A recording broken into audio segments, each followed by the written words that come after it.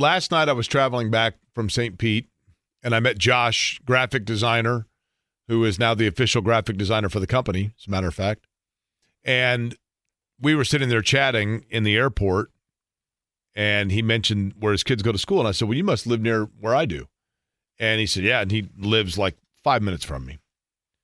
And so I ended up giving him a ride home last night. We were chatting, and super guy, and was telling me about how he and his wife are in the process of adopting 2 foster children, 2 foster boys that they took in whose parents, unfortunately, had suffered addiction. Just a super guy, and really enjoyed talking with him. And one of the things that he said to me, because I asked him, I said, so what do you like or not like about our show? Usually anticipating that people will say they like the 2 of you and don't like me. And he said, well, one of the things I like is how you will mention like different historical aspects of Indianapolis, because I'm not from Indianapolis. And in that capacity, and I told him I appreciated that. And one of those things historically that Indianapolis champions when it comes to sports is going to be taking place tomorrow. And pull up a chair for a quick minute here of Uncle Jake's story time. Back in, I think sometimes we forget about the fact that basketball and I guess it's a good thing that for younger people they would be unaware of this, but that we one time lived in a segregated society. We talked about that a lot with Oscar Robertson. And there are those that used sport to unify and break down racial barriers and integrate segregated lives. And John McClendon was one of those men who is an inductee into the Naismith Basketball Hall of Fame as a contributor, then later as a coach. He went to the University of Kansas. He studied under James Naismith the game of basketball. And John McClendon eventually became the head coach at North Carolina College, which actually was known in the 30s and 40s as North Carolina College for Negroes. And he was the head basketball coach there. And during the war in 1944, he organized a game between his team and Duke University, which was obviously an all-white school. And so the 2 of them are an all-white team, I should say. So Duke and North Carolina College on March 12th of 1944 played what was known as the secret game, where his team, using a fast break style that later kind of introduced fast break into basketball and changed the way basketball was played. But they were victorious in the secret game that was played behind essentially locked doors, because the thought of black players and white players sharing the same auditorium, the same gymnasium, or the same floor was very frowned upon, unfortunately, by a large part of our society in 1944. So on March 12th of 1944, the secret game took place. How does this tie into Indiana history?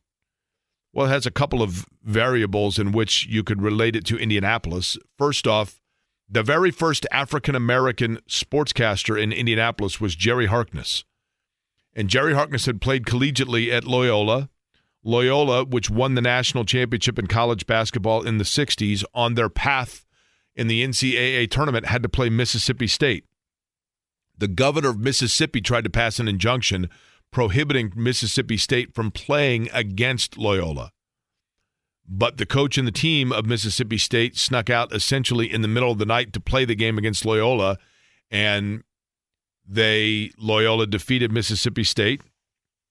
And there was a very famous pregame handshake between the white players of Mississippi State and the players of the integrated Loyola team, with Jerry Harkness, who was the captain, shaking hands at midcourt. And Jerry Harkness, who became an Indiana Pacer and then later worked for WTHR here in Indianapolis and is an absolute crown jewel of this city that unfortunately is no longer with us, but was the definition of grace. Those doors were open for Jerry Harkness and his Loyola teammates because of the secret game that took place on March 12th of 1944 and John McClendon's team.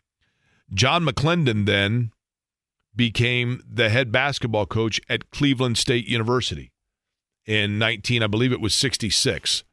And that essentially was the beginning of the integration across the sphere of college basketball, because he was the first African-American head coach at a predominantly white institution when he was hired by Cleveland State in 1966. Cleveland State will be playing tonight against number 1 seeded Oakland in the Horizon League semifinals at the Indiana Fairgrounds Coliseum. And then Northern Kentucky and Milwaukee will play after that, with the championship game for the Horizon League taking place tomorrow night on the 80th anniversary of the secret game that John McClendon and his North Carolina school played against Duke. That game is going to be honored tomorrow night. The secret game will be honored for the 80th anniversary as part of the tie-in for the Horizon League, and tipping the cap not only to John McClendon's social change that he brought to the game of basketball, but also that in terms of the integration of basketball at Cleveland State, which of course is now a Horizon League school and will be participating. So there will be proclamations from governmental officials tomorrow night. There will be recognition of the 80th anniversary, and there will be, hopefully by all that are attending, an opportunity to sit back, reflect, and celebrate the fact that we now, as an integrated group, can watch the greatest game being played and watch it played in one of the great venues here in Central Indiana, as somebody, one of those teams, whether it be Oakland, Cleveland State, Northern Kentucky, or Milwaukee, tomorrow night will punch their ticket into the NCAA tournament.